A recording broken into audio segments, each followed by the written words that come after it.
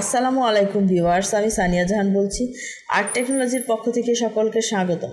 আজকে আমি তোমাদের সাথে যে টপিকটি নিয়ে আলোচনা করব সেটি হচ্ছে অ্যাসিনক্রোনাস ট্রান্সমিশন সময় বেশি লাগে কেন, ব্যাখ্যা করো। অ্যাসিনক্রোনাস ট্রান্সমিশনের সময় বেশি লাগে কেন? এর কারণ হলো অ্যাসিনক্রোনাস ট্রান্সমিশনে ডেটা পাঠাতে একটু বেশি সময় লাগে, কারণ এতে ডেটা পাঠানোর জন্য কিছু বাড়তি কাজ করতে হয়। সেই কাজগুলো কি দেখো একটু। স্টার্ট ও স্টপ বিটের ব্যবহার। অ্যাসিনক্রোনাস ট্রান্সমিশনে ডেটার প্রতিটি ছোট অংশ বা ডেটা ইউনিট, যেমন একটি অক্ষর বা ক্যারেক্টার পাঠানোর সময় তার শুরুতে একটি স্টার্ট বিট এবং শেষে একটি স্টপ বিট যোগ করা হয়। এই স্টার্ট বিট প্রাপককে জানায় যে নতুন ডেটা আসছে, আর স্টপ বিট জানায় যে ডেটা শেষ হয়েছে। এখন ধরো তোমরা তোমার বন্ধুকে 10টা ছোট চিঠি পাঠাবে। অ্যাসিনক্রোনাস পদ্ধতিতে প্রতিটি চিঠির খামের শুরুতে চিঠি শুরু এবং শেষে চিঠি শেষ লিখে দিতে হয়। এই বাড়তি লেখাগুলো লিখতে তোমার কিন্তু কিছুটা সময় লাগবে। ঠিক সেমভাবে প্রতিটি বিট বা অক্ষরের সাথে একটি বাড়তি স্টার্ট ও স্টপ বিট যোগ করার কারণে ডেটা পাঠানো মোট সময় বেড়ে যায়। 2 নম্বর হচ্ছে নির্দিষ্ট সময়সূচি না থাকা। সিনক্রোনাস ট্রান্সমিশনে যেমন প্রেরক ও প্রাপক দুজনেই একটা নির্দিষ্ট সময়সূচি বা ক্লক সিগন্যাল মেনে চলে, অ্যাসিনক্রোনাসে তেমন কোনো ক্লক সিগন্যাল থাকে না। এর ফলে প্রাপক প্রতিটি ডেটা ইউনিটকে আলাদাভাবে চিহ্নিত করে গ্রহণ করে। যেহেতু কোনো ঘড়ির কাঁটা নেই যা দুজনের সময় মেলাবে, তাই প্রাপককে প্রতিটি নতুন ডেটা আসার আগে প্রস্তুত হতে হয় এবং ডেটা শুরু ও শেষ চিহ্নিত করার জন্য বাড়তি বিটগুলা স্টার্ট ও স্টপ বিটের উপর নির্ভর করতে হয়। এই শনাক্তকরণ প্রক্রিয়ায় কিছুটা সময় ব্যয় হয়, যা সামগ্রিকভাবে গতি কমিয়ে দেয়। 3 নম্বরে কি আছে দেখো, বড় ডেটা পাঠাতে ধীরগতি।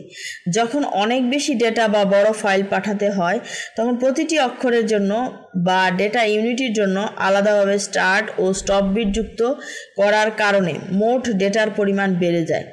এই বাড়তি বিটগুলো আসলে কোনো কাজের ডেটা নয়, শুধু ডেটা চিহ্নিত করার জন্য ব্যবহৃত হয়।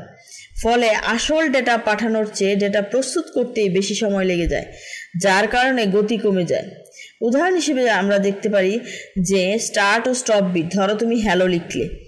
এখন অ্যাসিনক্রোনাস পদ্ধতিতে এটি এমনভাবে যেতে হবে যে স্টার্ট এইচ স্টপ, স্টার্ট ই স্টপ, স্টার্ট এল স্টপ, স্টার্ট এল স্টপ, স্টার্ট ও স্টপ।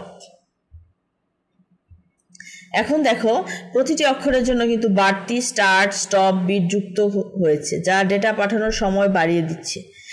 সময় মতো সিনক্রোনাইজেশন দরকার। যেহেতু কোনো নির্দিষ্ট সময় নেই, তাই প্রাপক যখন ডেটা পাবে তখন তাকে প্রতিবার নিশ্চিত হতে হয় যে সে ডেটা কিভাবে ঠিকভাবে শুরু থেকে শেষ পর্যন্ত গ্রহণ করছে। এই প্রতিটি ছোট ডেটা ইউনিটের জন্য প্রাপকের এই প্রস্তুতির কারণে গতি কমে যায়। বড় ডেটা পাঠাতে ধীরগতি। যদি তুমি একটি বড় ছবি পাঠাও আর সেটি যদি অ্যাসিনক্রোনাস পদ্ধতিতে প্রতিটি পিক্সেলের জন্য আলাদা করে স্টার্ট স্টপ বিট যোগ করে পাঠানো হয়, তাহলে তা অনেক বেশি সময় নেবে। তাহলে আমরা এটা বলতে পারি, অ্যাসিনক্রোনাস ট্রান্সমিশন ধীরগতির হলো এটি তুলনামূলকভাবে সহজ ও কম খরচে কার্যকর, কারণ এর জন্য প্রেরক ও প্রাপকের মধ্যে জটিল সময় মেলানোর প্রয়োজন হয় না, যা সিনক্রোনাস ট্রান্সমিশনের জন্য প্রয়োজন বা আবশ্যক। ছোট ছোট ডেটা বা মাঝে মাঝে ডেটা পাঠানোর জন্য এই পদ্ধতি খুবই উপযোগী। আশা করি এই আলোচনার মাধ্যমে তোমরা অ্যাসিনক্রোনাস ট্রান্সমিশনে কেন সময় বেশি লাগে তা সহজে বুঝতে পেরেছো।